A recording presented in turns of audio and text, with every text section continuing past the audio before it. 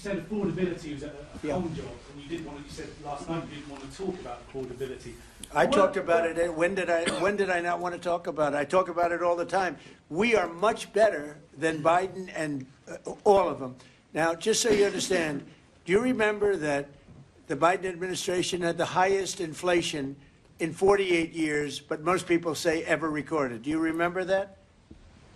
Right? Do you remember it? So, yeah. Did they have the highest inflation in 48 years? Did they? Just answer me the question. You know the answer. The answer is yes. They had the worst inflation in 48 years. We have almost no inflation. We're down now to 2%, and we'll be at maybe 1%. You want to always stay above 1%, actually. You want a little tiny bit of inflation. We're at a perfect number. They were at the highest level in recorded history, okay? And when you talk about affordability, that one fact. Now, let's talk about the second biggest subject after inflation, energy. We're going to be at $2 gasoline. We're going to be approximately $2 very soon. We're a little bit above $2 right now for gasoline. Now, under Biden, it was $4.50. It even hit $5, but it was $4, $3.50. We're going to be at $2 a gallon. So gasoline's much less.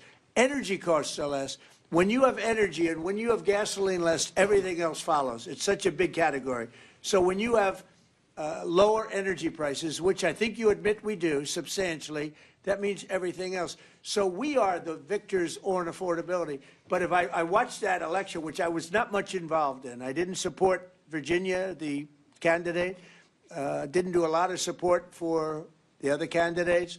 They asked me about Cuomo, and I said, well, it's a question, do you want a thug or do you want a communist? I mean, that was my response. So I wasn't involved in that stuff too much. But I will say this, if you look at affordability, which they campaigned on, they lied because they talked about, oh, prices are up. No, prices are down under the Trump administration, and they're down substantially.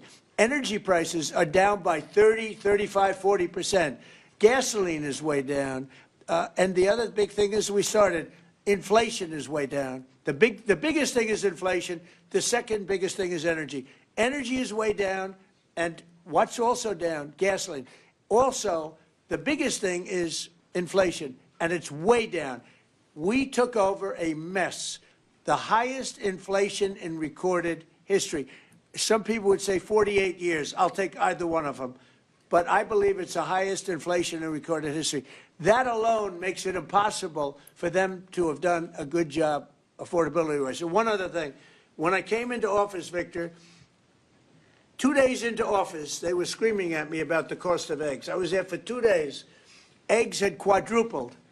And I said, listen, I just got here. Let me check it out. And they were right. Eggs had gone up by 3-4 times. Within a period of a few months, we had eggs down to a normal cost.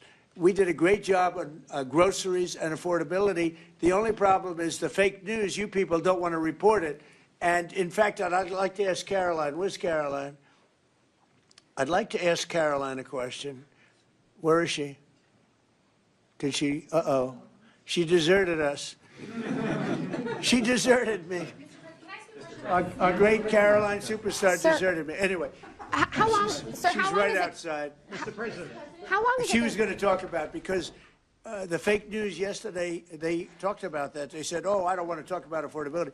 The reason I don't want to talk about affordability is because everybody knows that it's far less expensive under Trump than it was under Sleepy Joe Biden. She is, sir. And the prices are way down. Caroline? Yes, sir. Could you discuss that question that was asked and how it was asked in such a fake, disgusting manner by the fake news? Yeah, and I just saw it asked again here, and it's very unfortunate that the reporters in this room refuse to address, sir, what you just said, which is that you inherited the worst inflation crisis in modern American history, and you are fixing it in 10 short months, and your entire administration has been tasked with this effort, from Treasury Department to Agriculture Department to the National Economic Council right here at the White House. They are slashing regulation. He signed the largest middle-class tax cut in 6 months. In 6 months, in record time, putting more money back into the American people's pockets. So affordability is what the American people elected this president to do, and he is doing it, and you guys refuse to cover it. And you refuse to cover that the previous administration created the worst unaffordability crisis in American history. And I've been watching the TV all day saying that he doesn't want to talk about affordability. That's what he's working on every day, and that's what That's this what I'm talking administration about is right doing. now. But you know why they refuse to cover it? Can I get Because her they're for fake some months? news, that's why. Go Can I ahead. get her some months? Sure. Caroline, the Prime Minister would like you to work for him in Hungary. Please consider. She's- Thank Please you, consider. You know what? That's a very good decision you just made. President, on To that the, point, sir. Please don't leave us, on the Caroline. shutdown, Mr. President, Yeah, please. you spoke to Republicans. During Donald Trump's meeting with Hungary's authoritarian Prime Minister Viktor Orbán, the former president once again painted a misleading picture of the U.S. economy, claiming credit for historic affordability and the lowest inflation ever, while attacking reporters who dared to ask basic questions. Trump launched into a familiar rant, insisting that under Joe Biden, Americans faced the worst inflation in 48 years, while under him, prices were supposedly falling.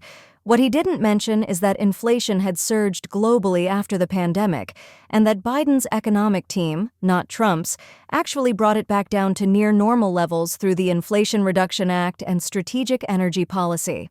"We have almost no inflation. We're down now to 2%. Trump boasted, ignoring the fact that the U.S. inflation rate had already dropped steadily for over a year before he even returned to the political stage.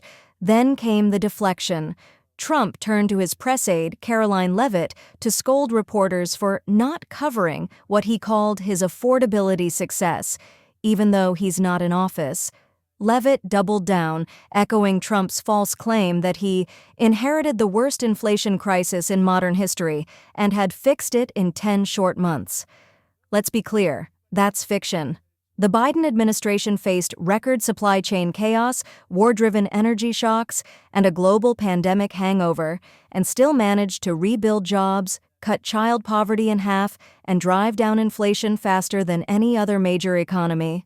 Meanwhile, Trump's economic miracle included corporate tax giveaways, record deficits, and one of the worst pandemic recessions in modern history. Trump's attack on the press, calling reporters fake for asking about affordability, mirrors Orbán's own playbook: silence critics, rewrite facts, and turn economic challenges into political theater. Democrats, on the other hand, continue to focus on real affordability, lowering prescription drug prices, protecting middle-class tax relief, investing in clean energy to cut costs long-term, and strengthening American manufacturing jobs. Because leadership isn't about shouting fake news. It's about facing the truth and fixing problems with integrity. Stay tuned for more reality checks on the Trump-Orbán meeting and what it reveals about the future of democracy at home and abroad.